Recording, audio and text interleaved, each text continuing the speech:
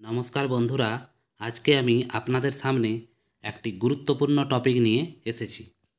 সেটি হলো মাঠ থেকে আলু তোলার আগে আপনারা কি ব্যবস্থা নেবেন।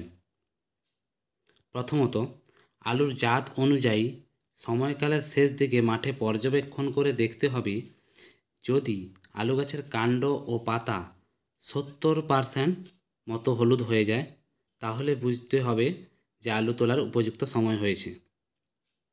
মাটির প্রকারভেদে আলু তোলার 10 থেকে 15 দিন আগে সেচ অবশ্যই বন্ধ করতে হবে। জাতের প্রকারভেদে আলু তোলার 10 থেকে 15 দিন আগে অবশ্যই গাছের কাণ্ডসহ উপরের অংশ কেটে ফেলতে হবে। কুফরি চন্দ্রমুখীর ক্ষেত্রে 70 দিনে এবং কুফরি জ্যোতির ক্ষেত্রে 80 থেকে 85 দিনে গাছ কেটে ফেলতে হবে। এবার ওই গাছের কাটা অংশে ম্যানকোজেব 75%, 2.5 গ্রাম অথবা কপার অক্সিক্লোরাইড 50%, 4 গ্রাম হিসেবে প্রতি লিটার জলে গুলে স্প্রে করতে হবে।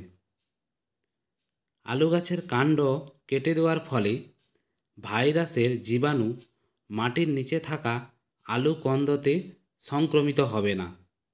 এর ফলে আলুর খোসা শক্ত হবে এবং আলু পরিপক্ক হয় ও ওজন বৃদ্ধি পায়। আলু তোলার সময় যদি উপযুক্ত রস মাটিতে না থাকে তবে একটি ঝাপটা সেচ দেওয়া দরকার। এর ফলে আলু তোলা সহজ হবে এবং কাটা, ক্ষত বা ঘষা আলুর পরিমাণ কম হবে।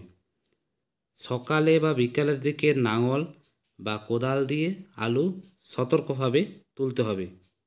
এছাড়াও আলু তোলার যন্ত্র, পটাটো ডিগার অথবা হারভেস্টার এগুলো সহজে আপনারা ব্যবহার করতে পারেন।